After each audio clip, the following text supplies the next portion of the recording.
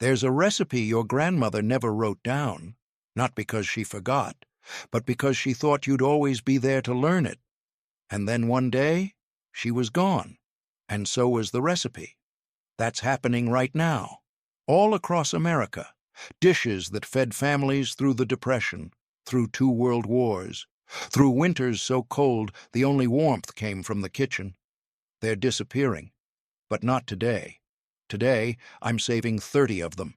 30 winter recipes your grandparents knew by heart. Some will shock you, some will make you hungry, and some will make you pick up the phone and call whoever's left who remembers. Because here's what nobody tells you about these old recipes.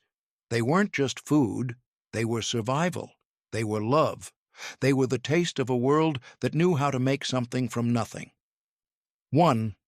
Milk toast. It was just bread, just milk, just butter. But when you were sick in the 1930s, your grandmother made milk toast. And somehow, that simple combination became medicine. Here's how she made it. She'd take a slice of bread and toast it in the oven until it turned golden brown. Not burned, just crispy enough to hold its shape. Then she'd heat milk on the stove, not boiling, just hot enough to steam. She'd put that toast in a bowl, pour the hot milk over it, add a pat of butter, a tiny pinch of salt, and that was it. The bread would soften but not fall apart. The milk would soak in. The butter would melt into little pools on top. And when you were 7 years old with a fever, lying in bed while the wind howled outside, that bowl was everything. Your stomach couldn't handle anything else. Not eggs, not meat, not even crackers. But milk toast? Milk toast stayed down. It wasn't about nutrition. It was about comfort. About your grandmother sitting on the edge of your bed with that bowl. About the way the steam rose up and warmed your face. About knowing someone cared enough to make something even when there wasn't much to make. Doctors didn't prescribe it, but every grandmother knew it worked. And in the days before antibiotics, before children's hospitals on every corner, milk toast saved more sick kids than anyone ever counted. It was simple, but simple was enough. 2. Boiled dinner. Every Sunday in New England, the same pot went on the stove. Your grandmother would start early, sometimes before church, sometimes right after. Because boiled dinner took time, it took patience, and it took a pot big enough to feed everyone who might show up. First came the corned beef, a big chunk of it, already brined and ready. She'd put it in the pot with cold water, bring it to a boil, then turn it down to a simmer, low and slow, for hours. Around noon, she'd start adding vegetables, cabbage, cut into wedges, potatoes, still in their skins, carrots, whole or halved, turnips, sometimes parsnips, sometimes onions, whatever the root cellar still had from fall. Everything went into that same pot, everything cooked together.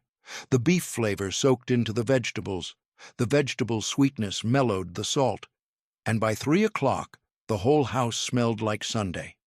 Your grandfather would sit at the head of the table. Your grandmother would lift everything out with a slotted spoon, put the beef on a platter, arrange the vegetables around it, and serve it with yellow mustard on the side. Nobody said much during dinner, because the food said everything. It said we made it through another week. It said we're together. It said this is home. The leftovers lasted until Tuesday. Your grandmother would fry the leftover corned beef for hash, mix the vegetables with the potatoes, and somehow those leftovers tasted even better than Sunday dinner, because that's what boiled dinner was, not just a meal, but a tradition, a rhythm, a promise that no matter how hard the week got, Sunday dinner would always be waiting. 3. Creamed chipped beef on toast. The soldiers called it SOS. Some said it stood for Save Our Stomachs. Others said it stood for something your grandmother wouldn't let you repeat at the table. But everyone who served knew what it was, and everyone who served ate it more times than they could count. Dried beef, salty, preserved, torn into strips, cooked in a white sauce made from butter, flour, and milk, thick enough to coat a spoon, poured over toast that soaked it all up. It kept the military fed during World War II, when fresh meat was impossible, when refrigeration was a dream, when you needed something that could last and fill you up and give you enough energy to keep going. And when those soldiers came home, they brought it with them. Your grandmother made it on cold winter mornings. She'd buy the dried beef at the store. It came in little glass jars, pressed flat, so salty you had to rinse it first or your mouth would pucker. She'd tear it into pieces, make a roux with butter and flour, add milk slowly, stirring constantly so it wouldn't lump. Then fold in the beef, let it simmer, season it with black pepper, sometimes a dash of cayenne if your grandfather was feeling adventurous. Toast the bread, pour the creamed beef over it, and serve it hot.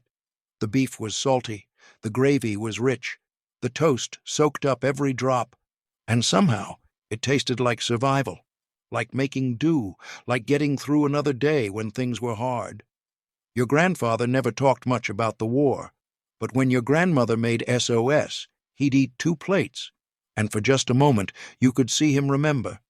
Not the bad parts, but the brotherhood, the shared meals, the way food could make you feel human even when everything else felt impossible.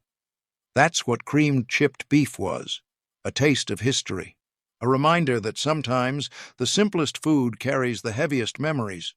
But wait until you hear about the next one, because this dish used something you'd never put in a cake today. 4. Tomato soup cake. During the Depression, baking a cake was an act of defiance, because sugar was expensive, eggs were precious, butter was something you saved for special occasions, and milk? Milk was for drinking, not baking.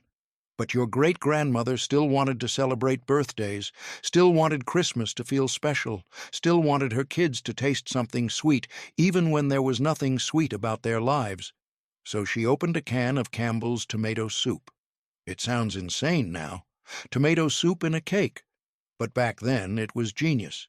Here's how she made it. She'd cream together what little butter and sugar she had. Add 1 egg, just 1. Then she'd open that red and white can. Pour the soup right in.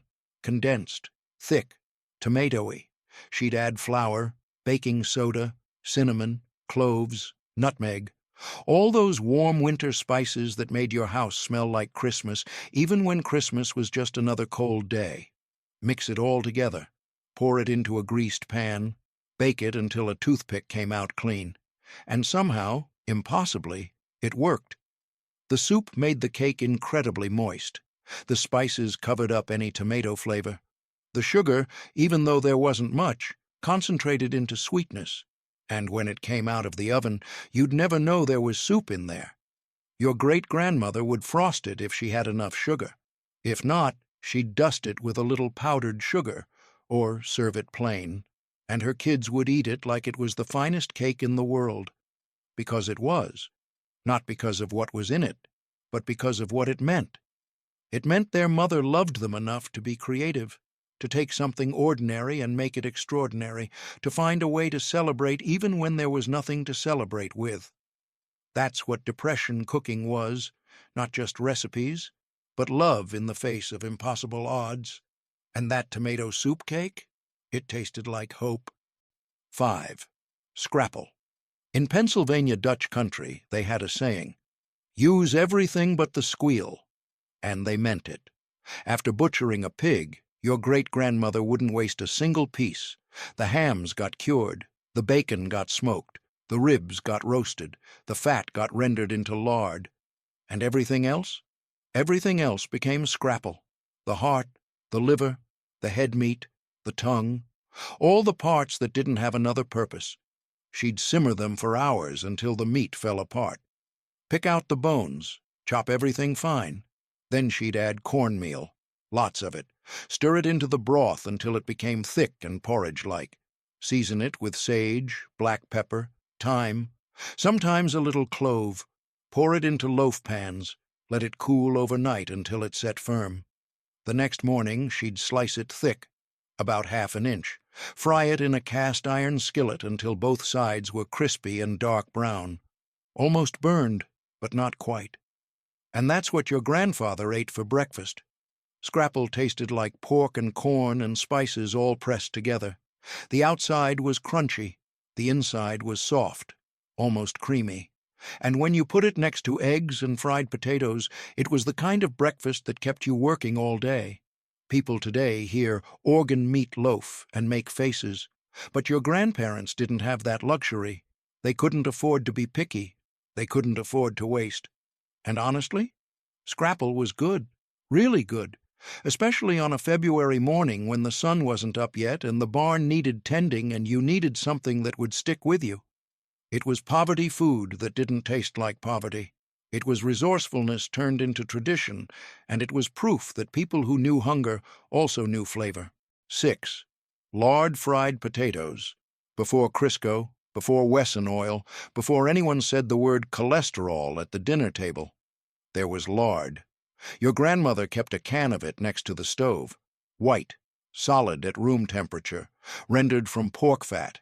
And when she needed to fry something, that's what she used, especially potatoes. She'd peel them if she felt fancy. Leave the skins on if she didn't. Slice them thin, not too thin, about a 1/4 inch, thick enough to stay together but thin enough to crisp up. She'd heat that lard in her cast-iron skillet, and you'd know it was ready when a piece of potato dropped in would sizzle immediately. Not smoke, just sizzle. Then she'd add the potatoes. Not too many at once. Give them room. Let them fry without crowding. And she'd stand there, watching, flipping them with a spatula when the edges turned golden. Salt them while they cooked. The salt would stick to the hot fat. Season every bite. When they were done, she'd lift them out with that spatula, put them on a plate lined with brown paper. The paper would soak up the extra grease. But not all of it. Never all of it. Those potatoes were golden. Crispy on the outside, fluffy on the inside, and they tasted like something you can't find anymore. Because lard isn't bad. It never was bad. It was just fat. Animal fat. The same fat that humans cooked with for thousands of years. But somewhere along the way, someone decided it was unhealthy. Someone decided vegetable oil was better. And lard got forgotten. Your grandmother didn't care about any of that.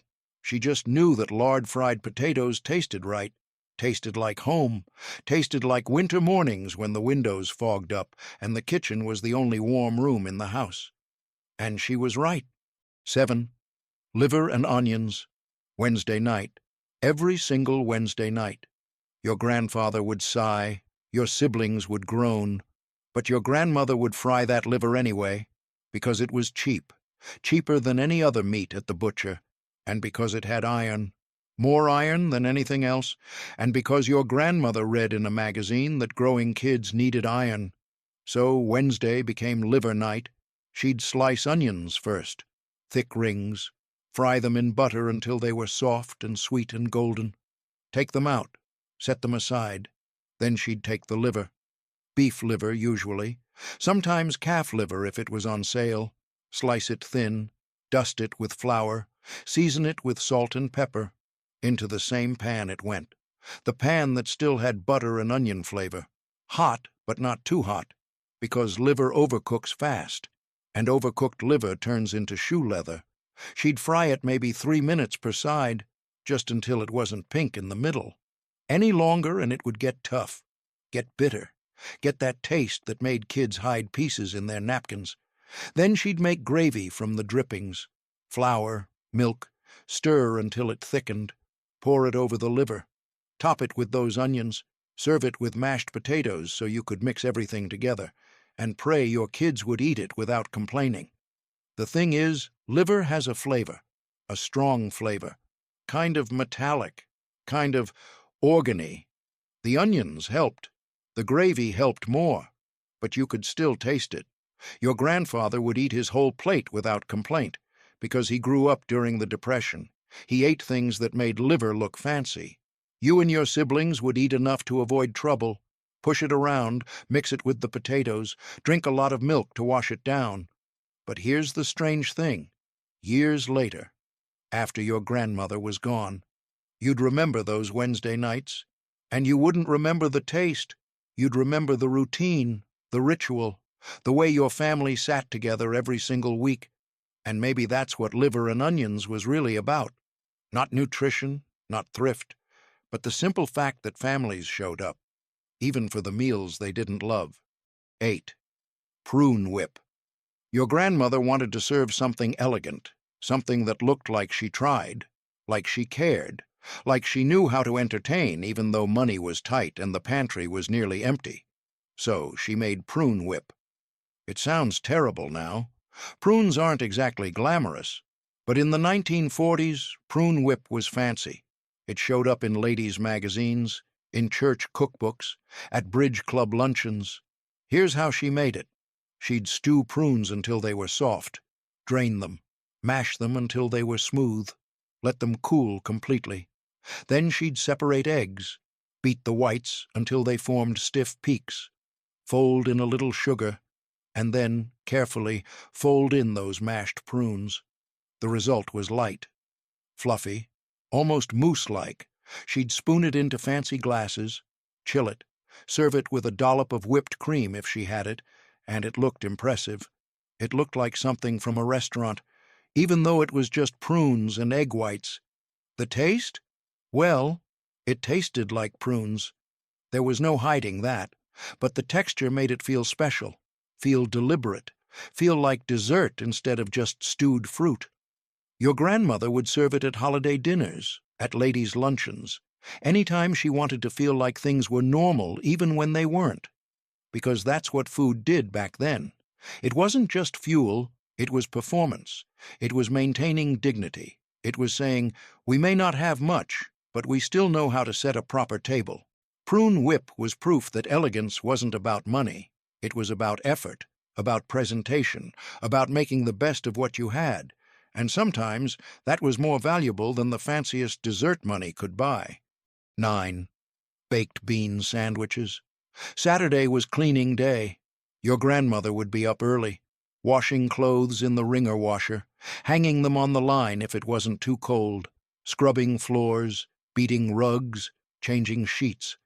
There was no time for cooking, no time for standing over a stove, no time for anything hot. So lunch was always the same, baked bean sandwiches. She'd open a can of B&M or Van Camp's, those thick, sweet beans in molasses sauce, spoon them straight from the can onto white bread. Sometimes she'd warm them up, sometimes she didn't bother. Close the sandwich, cut it in half, serve it with maybe a pickle on the side if she remembered, and that was lunch. You'd think it would be terrible. Cold beans on bread. But it wasn't. The beans were sweet, the molasses soaked into the bread, and it was filling, really filling. Your siblings would eat them without complaining. Your grandfather would eat too, and your grandmother would eat hers, standing at the sink, looking out the window at the sheets flapping in the wind. There was something honest about those sandwiches. No pretense, no attempt to be anything other than what they were. Just fuel, just enough to keep going. And sometimes, on a Saturday when there was too much work and not enough time, that's exactly what you needed. Simple, fast, good enough. Because perfect wasn't the goal, getting through the day was. 10. Suet pudding. Christmas in your great-grandmother's kitchen smelled like beef fat and dried fruit, and a history she couldn't quite leave behind. She came from England. Or her mother did, or her grandmother. The details got fuzzy over the years, but the recipe didn't. The recipe stayed exact. Suet pudding was what proper English families ate at Christmas, and even though she lived in America now, even though everything else had changed, Christmas still meant suet pudding. Here's what went into it. Beef suet, the hard fat from around the kidneys, shredded fine, mixed with flour, breadcrumbs, brown sugar, raisins, currants, candied orange peel, cinnamon, nutmeg, cloves, a splash of brandy if there was any in the house. All of it mixed together into a heavy batter, packed into a pudding mold, covered with cloth, tied with string. Then the cooking. Hours of it. The mold sat in a pot of simmering water. Steam cooked it slowly, turned it dense and rich and dark. When it was done, she'd unmold it onto a plate, pour brandy over the top, light it on fire, watch the blue flames dance while everyone clapped. Cut into slices, it was heavy, almost like fruitcake but wetter. The suet melted during cooking, left little pockets of richness throughout. The dried fruit burst with sweetness. The spices warmed you from the inside. It wasn't like American desserts. It didn't try to be light or fluffy or sweet enough to hurt your teeth. It was substantial, serious, old. Your great-grandmother would serve it after dinner. And for just a few minutes, she wasn't in America anymore. She was back in the old country, back when she was young, back when her own grandmother made this same pudding in the same way. That's what food does. It carries memory. It carries place. It carries pieces of people who are gone. And every Christmas, that Suet pudding brought them all back to the table. But the next dish might surprise you even more, because this one sounds worse than it is. Trust me. 11. Head cheese. It's not cheese. It has nothing to do with cheese. It's a jellied loaf made from a pig's head. And yes, that sounds absolutely terrible. But hear me out. After butchering, your great-grandfather wouldn't waste anything. Not when meat was valuable. Not when every part of that animal cost money to raise. So the pig's head got used. He'd split it, clean it, put it in a huge pot with water, onions, bay leaves, peppercorns, simmer it for hours, all day usually, until the meat fell off the bones, until the kitchen smelled like pork and patience. Then came the tedious part, picking through all that meat, removing every bone, every piece of cartilage, chopping the meat fine, the tongue, the cheek meat, the snout, all of it. The cooking liquid, meanwhile, had turned into gelatin, natural gelatin from all the bones and cartilage, thick and rich. Mix the chopped meat back into that liquid. Season it with salt, pepper, maybe some vinegar or hot sauce. Pour it into loaf pans. Let it cool overnight in the root cellar. By morning, it was solid, sliceable. And that's head cheese. Your grandfather would slice it thin, eat it on crackers, sometimes with mustard, sometimes with pickles. It was his lunch, his snack, his protein when there wasn't much else. The texture was strange, firm from the gelatin but still tender. The flavor was pure pork, rich, savory, a little tangy if vinegar was added. People today won't touch it. The name alone makes them squeamish. But your grandparents didn't have that luxury. They couldn't afford to be picky about which part of the animal they ate. And honestly, head cheese was good, if you didn't think too hard about what went into it, if you just tasted it for what it was. Because waste wasn't an option back then. Waste was disrespectful. Waste meant you didn't understand how hard life could be, how valuable food was, how lucky you were to have a pig to butcher in the first place. Head cheese was proof that poverty made people creative, made them use everything, made them find value where others saw garbage. And that's a lesson worth remembering. 12. Oyster stew. If your family was Catholic, Christmas Eve meant no meat. It was tradition. It was penance. It was the waiting before the celebration. But it also meant oyster stew. Your grandmother would start in the afternoon. Shuck fresh oysters if you lived near the coast. Open jars of them if you didn't. Save every drop of that liquor, that briny, oceany juice. In a pot, she'd heat milk, whole milk, with butter, lots of butter. Keep it just below boiling, hot enough to steam, but not so hot it would curdle. Then the oysters went in. Just for a minute, maybe two, just until their edges curled. Any longer and they'd turn rubbery. Season it simply. Salt, black pepper, maybe a dash of cayenne. That's it. Serve it in small bowls, with oyster crackers on the side. Crackers that would float on top and soak up that rich, briny broth. Your grandfather would eat it slowly, blow on each spoonful, let the steam warm his face, and the whole house would smell like the ocean in winter. It was a strange combination, winter and ocean, cold outside and salt inside, but it worked. Oyster stew was luxury for people who couldn't afford luxury. Oysters were cheap back then, especially in winter. They were the working man's protein, but served in milk and butter, they became something special. Your grandmother made enough for everyone, aunts, uncles, cousins, whoever showed up, because Christmas Eve was for family. After dinner, you'd all go to midnight mass, come home cold, and the taste of that stew would still be in your mouth. Salt and butter and the promise that tomorrow was Christmas. That's what traditions are, not just food, but the feelings around the food, the way a simple bowl of soup could make a holy night feel holier. 13th, mincemeat pie. Real mincemeat had meat in it, not the kind you buy in jars today. That's just fruit and spices pretending. Real mincemeat, the kind your great-grandmother made, was actual beef. She'd start in November, sometimes October, because mincemeat needed to age, needed time to develop. Here's what went into the pot. Beef, lean beef, chopped fine. Suet, beef fat, shredded.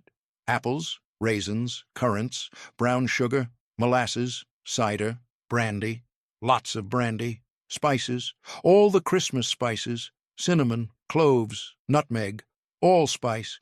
Simmer it all together until the meat was tender, until the fruit broke down, until it became this dark, mysterious mixture that didn't look like anything you'd want to eat. Then she'd pack it into crocks, pour a little more brandy on top, cover it with cloth, store it in the coldest part of the cellar, and wait. Every week, she'd check on it, add more brandy if it looked dry, stir it, let those flavors marry and deepen. By Christmas, that mincemeat was ready.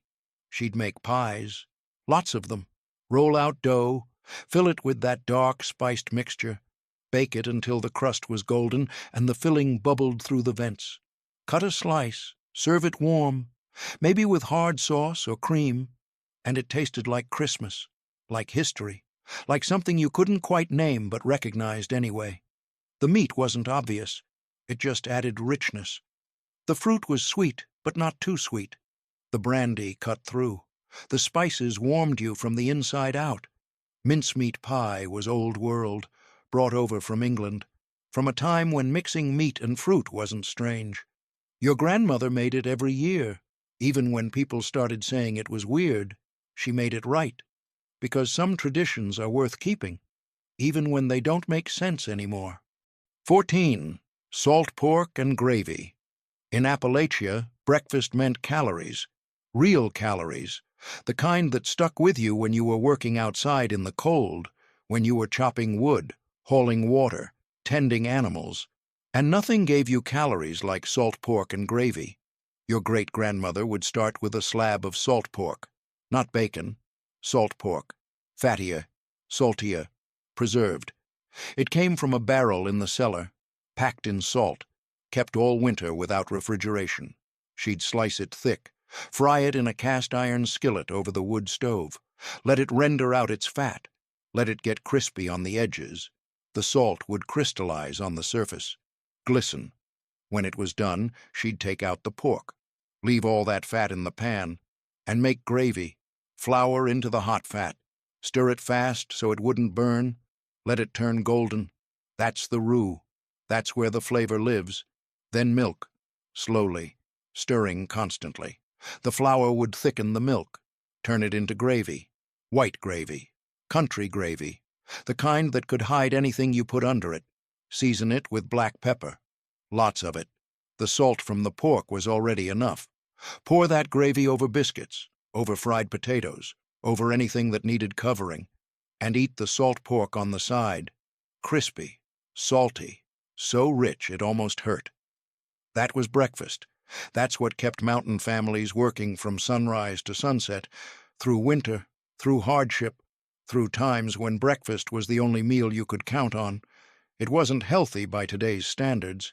It was probably terrible for your heart, but your great-grandparents didn't worry about that. They worried about staying warm, staying strong, having enough energy to survive another day, and salt pork and gravy gave them that, every single morning. 15. Creamed pearl onions, Thanksgiving, Christmas, Easter. There they were, every single holiday, little pearl onions swimming in thick white sauce. Your aunts made them, your grandmother made them, and nobody could remember when they started or why they never stopped.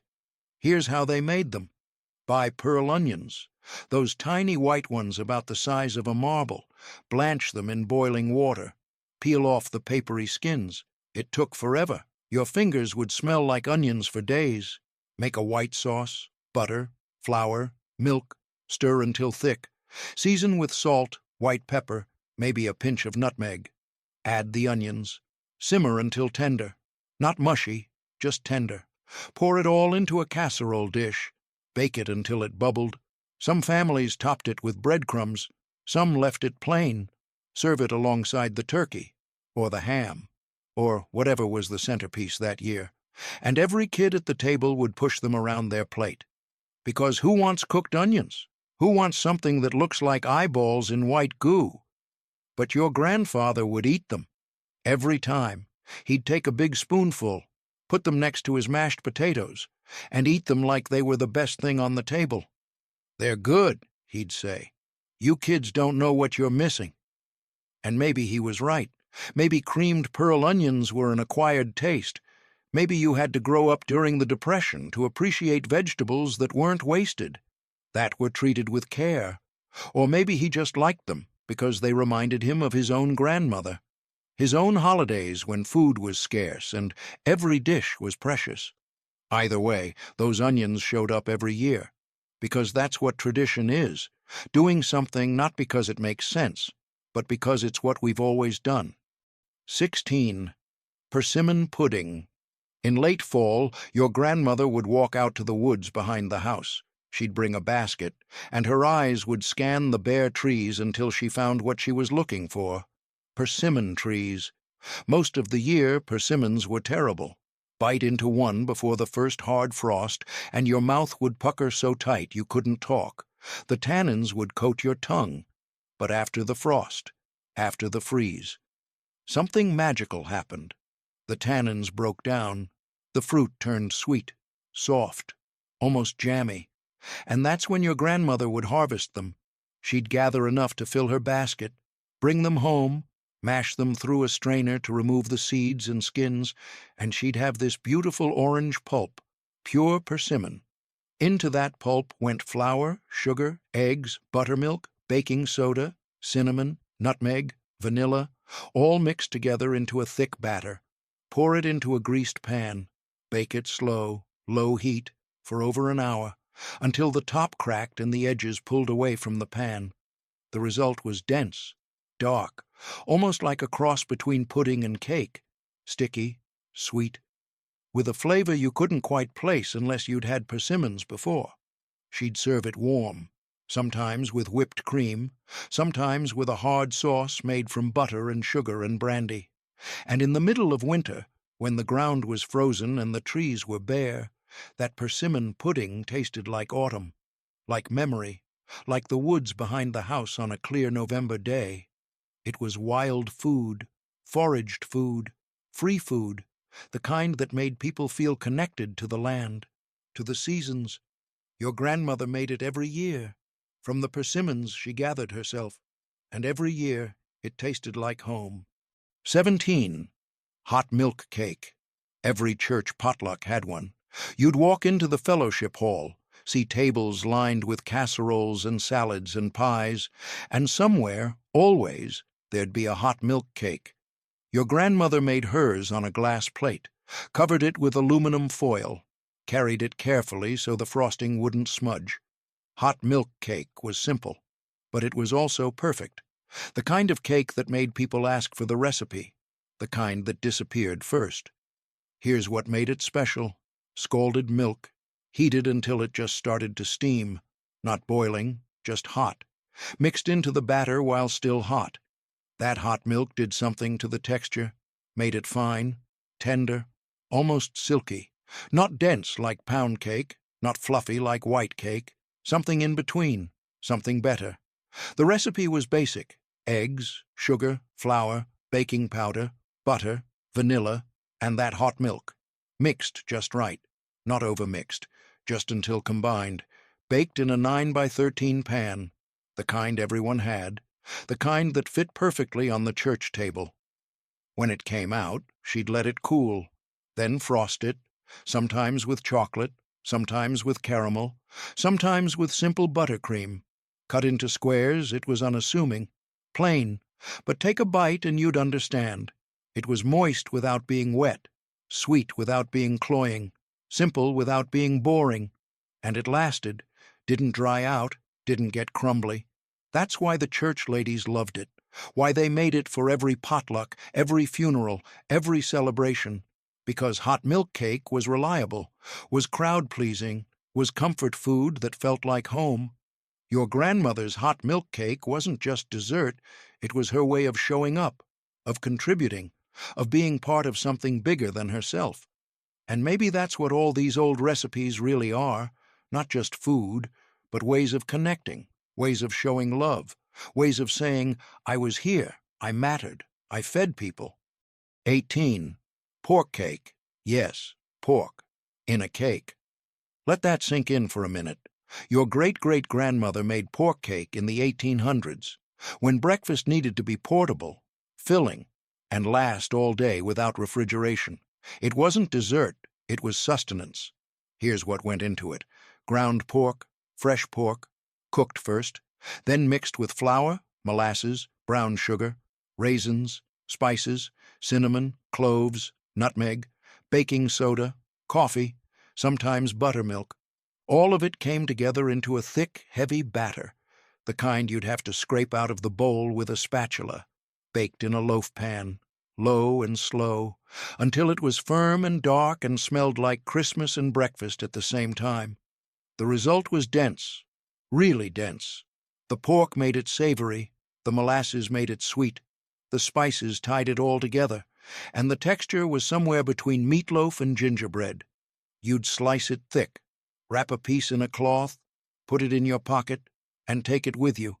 When you were working in the fields, or traveling, or just needed something to get you through to dinner, you'd pull out that pork cake, and it would still be good, still be filling, still give you energy. It sounds insane now. We don't mix meat and cake. We have categories, rules, boundaries. But back then, food was food. If it filled you up, if it lasted, if it did the job, then it was good. Pork cake did the job. It represented a time when people thought differently about food, when the line between sweet and savory was blurrier, when the goal was survival, not Instagram. Your great-great-grandmother probably never questioned it. She just made what her mother taught her. But here's where things get even more interesting, because the next few dishes are the ones people actually miss, the ones that didn't disappear because they were weird, but because we just stopped making them. 19. Fried cornmeal mush. Your grandmother made cornmeal mush for dinner. It was simple, cheap, filling. Cornmeal cooked in water with salt until it thickened into porridge, served hot in bowls, with butter melting on top, sometimes with milk poured over.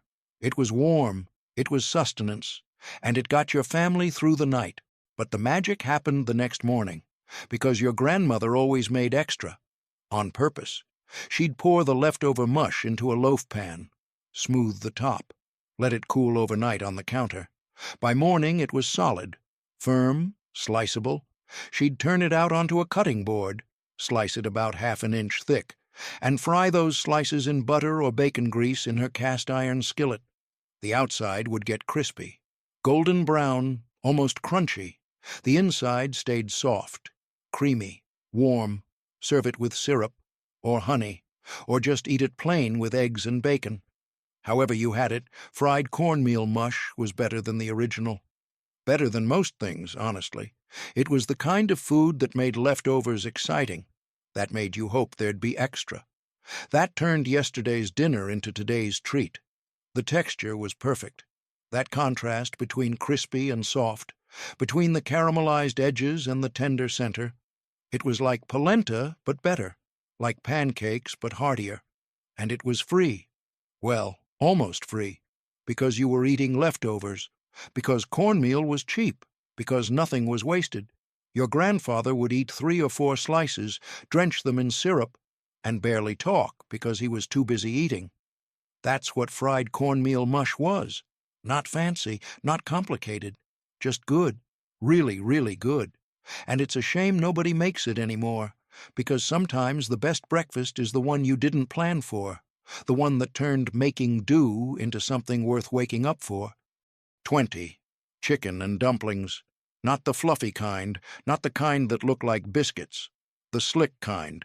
Your grandmother would start with a whole chicken, simmer it for hours with onions, celery, carrots, until the meat fell off the bone, until the broth was rich and golden and tasted like sundae. She'd pick out the bones, shred the meat, set it aside. Then came the dumplings. And this is where it gets different. She'd make a dough, just flour, salt, and water, sometimes an egg. Roll it out thin on the table, really thin, about as thick as a nickel. Then she'd cut it into strips, some wide, some narrow, irregular, homemade.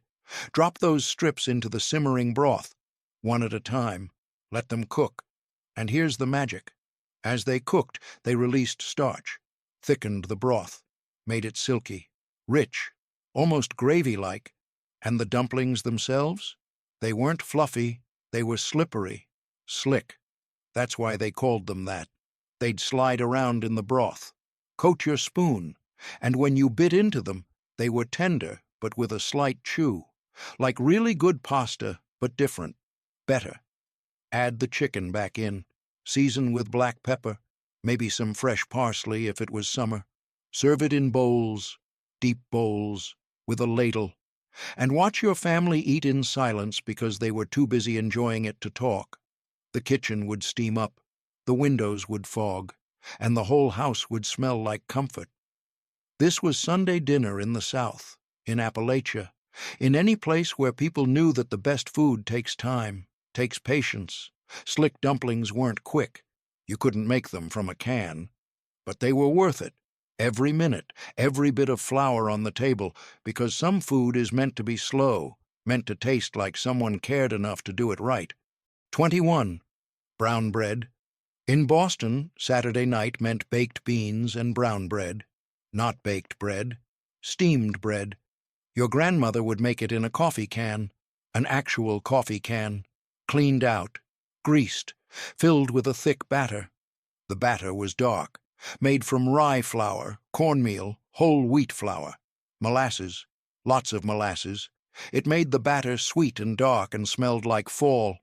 Sometimes she'd add raisins, sometimes not. Depends on what she had. She'd fill the can about 2/3 full, cover it tightly with foil, tie it with string, and put it in a pot of simmering water. Steam it for hours. The water would bubble gently, the steam would cook the bread slowly, and gradually that batter would transform into something dense and dark and delicious. When it was done, she'd let it cool just enough to handle, then turn the can upside down, give it a shake, and out would slide this perfectly cylindrical loaf of brown bread. Slice it thick. The texture was dense but not heavy, moist from the steam, sweet from the molasses, and somehow both hearty and tender at the same time. Spread it with butter, serve it alongside those baked beans, and you had a complete meal.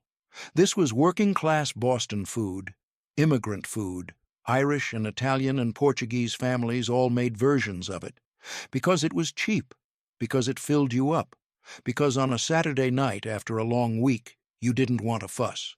You wanted something simple and good and traditional. Your grandfather would eat 3 slices, maybe 4, dunk pieces into the bean juice, and declare it perfect. Brown bread wasn't fancy, wasn't trendy, wasn't the kind of thing food magazines wrote about. But it was real, and it was Boston. And if you grew up eating it every Saturday night, nothing else would quite taste like home. 22. Winesap apple butter, all day. That's how long it took. Your grandmother would start before sunrise, because making apple butter wasn't a quick project. It was commitment. It was an entire day devoted to one thing. First came the apples. Winesaps, specifically. Those dark red apples that were tart and firm and perfect for cooking. She'd peel bushels of them, literally bushels, enough to fill that huge copper pot that only came out for canning season. Core them, slice them, put them in the pot with a little water, just enough to keep them from sticking at first. Then the cooking began. Low heat, constant stirring. As the apples broke down, they'd release their juice, turn soft, turn into sauce. But she wasn't making applesauce. She was making apple butter, and that meant cooking it down, way down. Hours passed. The apples darkened from pale yellow to golden to deep brown. The house filled with the smell of cinnamon and cloves and apples turning into something better than themselves. She'd add sugar. Not a lot, just enough. The long cooking would concentrate the apple's natural sweetness. More stirring, more time. The apple butter would thicken, turn glossy, start to hold its shape on a spoon. By evening it was ready, dark, thick, sweet, with a flavor that was concentrated apple but also something more, something that came from time and patience and heat. She'd can it while it was still hot, fill jars, process them, line them up on the shelf in the basement, and all winter long you had apple butter, spread on toast, on biscuits, on anything that needed sweetness. That apple butter was proof that good things take time, that some recipes can't be rushed. Your grandmother spent all day making it, but it lasted all winter, and every time you opened a jar, you could taste that day, that patience, that love. 23. Dandelion salad. Late winter was hard. By February, the root cellar was running low, the potatoes were sprouting, the apples were soft, the canned goods were getting sparse, and you were desperate for something green, something fresh, something that wasn't potatoes or beans or bread. That's when your grandmother would go digging. She'd go out to the root cellar, down to the dark corner where she'd stored dandelion roots the previous fall, a technique she learned from her own grandmother. Cover the roots with dirt and straw, keep them in darkness, and slowly they'd send up pale, tender leaves, blanched leaves, less bitter than the green ones, more delicate. She'd harvest those leaves, wash them carefully, pat them dry. Then she'd make a warm dressing, bacon fat, vinegar, a little sugar, fry some bacon until it was crispy. Add the fat to the vinegar and sugar. Heat it until it mixed together. Pour that warm dressing over the dandelion greens. Toss them quickly so they wilted just slightly. Crumble the bacon on top. Serve it while it was still warm. The greens were bitter. No way around that. Dandelions are bitter. But the bacon fat mellowed it. The vinegar cut through. The bacon added salt and smoke, and after months of brown food, those greens looked like spring, tasted like hope, felt like maybe winter wouldn't last forever. Your grandfather would eat his whole serving without complaint, because he remembered years when there were no greens at all, when scurvy was a real concern, when vitamins came from whatever you could scrounge. Dandelion salad wasn't gourmet, wasn't something you'd serve to company, but it was survival, it was resourcefulness, and it was a reminder that the old ways weren't just tradition, they were necessity. They were the difference between healthy and sick, between making it through winter and not. 24. Pigs in blankets. Not the hot dog kind, the real kind. Your great-grandmother brought this recipe from Poland or Hungary or somewhere in Eastern Europe. The details got lost, but the recipe didn't. It started with a whole cabbage, a big one. She'd core it, put the whole thing in boiling water, let the leaves soften and peel away one by one. Each leaf had to be perfect. No tears, no holes. She'd cut out the thick rib, make them easier to roll. Then the filling, ground pork, rice, onions, garlic, salt, pepper, sometimes paprika, mixed together with her hands until everything was combined. She'd take a cabbage leaf, put a scoop of filling in the center, fold in the sides, roll it up tight, like a little package. Do that 30 times, 40 times, however many leaves the cabbage gave her. Layer them in a big pot, pour tomato sauce over them. Sometimes she'd add sauerkraut between the layers, sometimes just tomato. Cover the pot, simmer for hours, low and slow, until the cabbage was melt in your mouth tender, until the flavors melded together, until the house smelled like the old country. Serve them hot, with the sauce spooned over, maybe a dollop of sour cream on the side, and for a few minutes your great-grandmother wasn't in America. She was back in the village, back when she was young, back when her own mother made these same cabbage rolls in the same way, Food carries more than flavor. It carries place. It carries memory. It carries pieces of people who are gone. And every winter, when your great-grandmother made pigs in blankets, she brought them all back to the table. All the people she left behind, all the places she'd never see again. That's the power of food. That's why recipes matter. That's why we should remember. 25. Hopping John.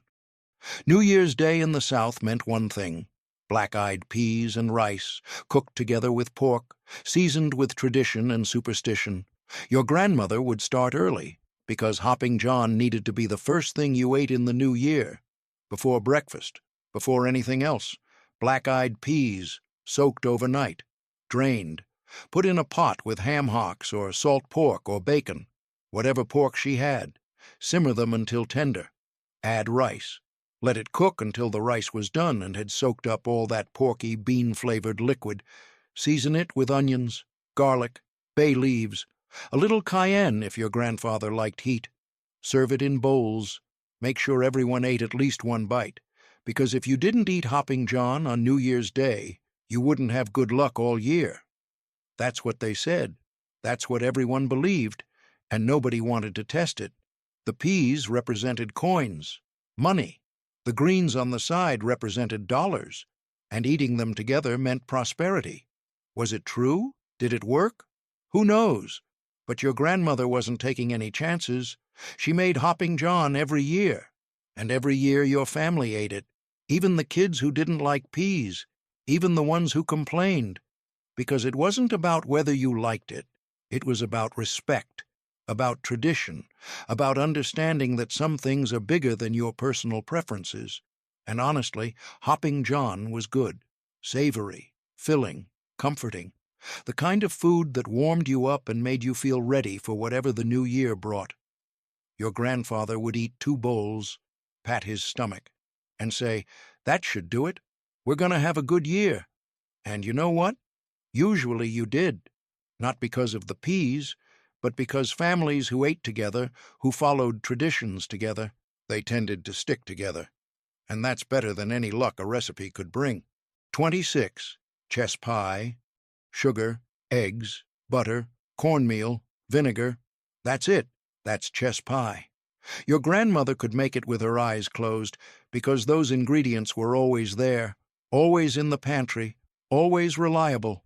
When the church social was tomorrow and she forgot, chess pie. When company was coming and she didn't have time for something fancy, chess pie. When she wanted dessert but the pantry was nearly empty, chess pie. Here's how she made it. Cream together, butter and sugar. Add eggs, one at a time. Stir in a little cornmeal for texture. A splash of vinegar for tang. Maybe some vanilla if she had it. Pour it into a pie shell. Bake it until the top was golden and slightly cracked, until the filling was set but still had a slight jiggle in the center. Let it cool. Slice it. Serve it. The texture was unique, not quite custard, not quite cake, somewhere in between. The top had a slight crust. The inside was sweet and dense and rich. It was sugar pie, essentially. Southern poverty food that didn't taste like poverty at all. And every church lady in the South had her own version, her own ratio, her own secret. Some added lemon, some added chocolate, some added nothing and insisted plain was best. Your grandmother's was plain, simple, perfect, the kind of pie that let the ingredients speak for themselves. She'd bring it to every church function, cut it into small squares because it was rich. Watch it disappear within minutes. Chess pie represented something important. It represented being prepared, being resourceful, knowing how to make something good from almost nothing, because life doesn't always give you notice. Sometimes company shows up unexpected. Sometimes you need dessert and don't have time to plan. And when that happened, chess pie saved you. Every time. 27. Johnny cakes. In Rhode Island, they weren't pancakes. They were Johnny cakes. And if you called them pancakes, your grandmother would correct you. Firmly. Johnny cakes were different. Made from white cornmeal, stone ground, from a specific mill. Nothing else would do. The batter was simple. Cornmeal, water, salt. That's it. No eggs, no milk, no flour. Just cornmeal and water mixed until it was the right consistency. Not too thick, not too thin. She'd heat her griddle, add butter, lots of butter. Let it melt and sizzle. Drop the batter by spoonfuls. Let it spread slightly. Fry it slow, lower heat than regular pancakes, until the edges got crispy and the center cooked through. Flip them once, just once. Let the other side get equally crispy. Serve them hot, with butter, with syrup, or just plain if you wanted to taste them properly. The outside was crispy, almost crunchy. The inside was creamy, soft. The cornmeal flavor was strong but not overwhelming. They weren't light like pancakes. They were substantial, filling, the kind of breakfast that got you through a morning of hard work. Johnny cakes were Native American food originally, made by the Narragansett people, passed down to the colonists, kept alive by Rhode Island families who refused to let them disappear. Your great-grandmother made them the same way her grandmother did, the same way generations before did, unbroken traditions stretching back centuries. That's what made them important, not just the taste, but the history, the continuity, the fact that this exact recipe, these exact techniques, connected you to people who lived hundreds of years ago. When you ate a Johnny cake, you were eating history, literally, the same food that fed people before your family even came to America. And that's worth remembering, worth preserving, worth making sure doesn't disappear. 28. Pepper pot soup. In Philadelphia, street vendors sold it from carts on cold winter days. Pepper pot soup, hot, spicy, cheap, the soup that got working people through winter. Your grandfather loved it, would stop at the cart on his way home from the factory, buy a bowl, stand on the corner drinking it while the steam warmed his face. When he married your grandmother, he taught her how to make it. Start with tripe, beef stomach, cleaned, cut into small pieces. Most people today won't touch it, but back then it was cheap meat, available meat. Simmer the tripe for hours, until tender. Add vegetables, potatoes, carrots, celery, onions, whatever was cheap that week. But the key was the pepper, black pepper, lots of it, more than you think, more than seems reasonable. That's what made it pepper pot. That's what made it warm you from the inside out on a February afternoon when the wind cut through your coat. Sometimes she'd add dumplings, little ones, to make it more filling, to stretch it further, serve it in big bowls, with bread on the side for dipping. The tripe had a unique texture, chewy but tender. The broth was rich, beefy, and the pepper gave it a kick that woke you up, made you pay attention.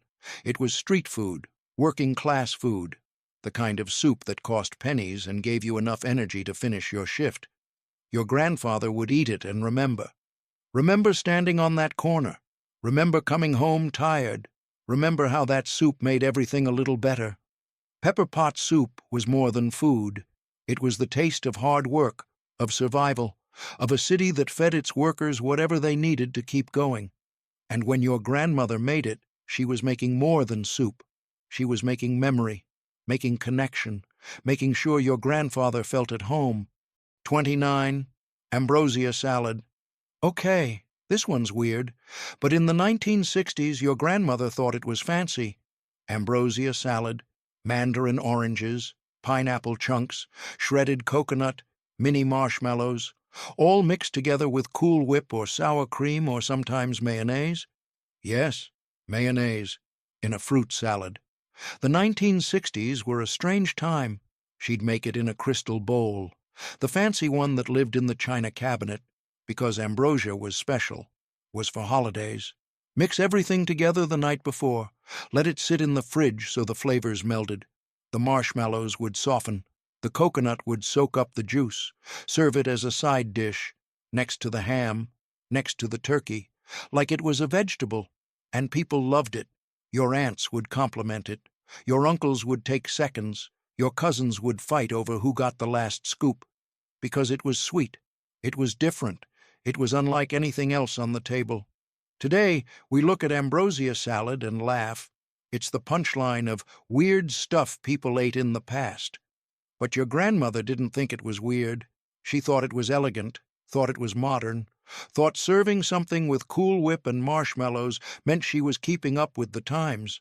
And maybe that's the lesson here. Every generation has their own version of normal, their own version of fancy. In 50 years, people will look at our food and laugh too, at our kale smoothies, at our avocado toast. So maybe we shouldn't judge the Ambrosia salad too harshly. It was its time. It served its purpose. And honestly, if you didn't overthink it, it was kind of good. Sweet, creamy, tropical. A little taste of vacation in the middle of winter. 30. Raisin sauce for ham. Christmas ham got raisin sauce. Not store-bought. Not from a can. Your grandmother made it from scratch. Because that's what you did. That's what made it special. She'd start with brown sugar, dark brown sugar, the kind that was almost black. Put it in a saucepan with water. Let it dissolve. Add raisins. Lots of raisins. They'd plump up as they cooked. Release their sweetness. Turn the liquid dark and glossy. Then came the acid, vinegar, or lemon juice. Something to cut the sweetness, to balance it out. Spices, cinnamon, cloves, maybe a little nutmeg, just enough to make it smell like Christmas. Simmer it all together until it thickened, until it became syrupy, until a spoon dragged through it left a trail. Brush it on the ham during the last hour of cooking. Let it caramelize. Let it form a glossy, dark coating that crackled slightly when you cut through it. Save the rest to serve on the side, in a gravy boat, so people could add more if they wanted. Cut the ham. Watch that sauce drip down the sides like liquid gold. Serve each slice with a spoonful of sauce. The ham was salty. The sauce was sweet and tangy. Together, they were perfect. The kind of flavor combination that made you understand why people looked forward to Christmas dinner all year. Raisin sauce wasn't complicated, wasn't expensive, but it was the finishing touch. The thing that elevated ham from ordinary to special. Your grandmother made it every year, brushed it on with care, served it with pride, because Christmas dinner wasn't just about food, it was about making things special, about honoring traditions. And that raisin sauce, simple as it was, said all of that, without words, just through taste. 30 recipes, 30 memories, 30 pieces of a world that doesn't exist anymore. Some sound strange now, some sound impossible, but every single one kept families warm, kept families fed, kept families together. Your grandparents made these dishes because they were what they had, what they knew, what their parents taught them. And somewhere in there, these recipes became more than food. They became love. They became memory. They became the taste of a time when people knew how to make something from nothing. We've gained convenience, we've gained variety, but we've lost the knowledge of how to turn scraps into meals, how to make food that carries history and connection. Your grandmother's kitchen felt different because it was different. Every dish connected to a story, to a time when food was precious and nothing was taken for granted. These 30 recipes are proof of that. They're time capsules, edible history, pieces of your family that are disappearing every day. But not today. Today, you learned them. Today, you heard the stories. Today, you remembered. And maybe you'll make one. Try it.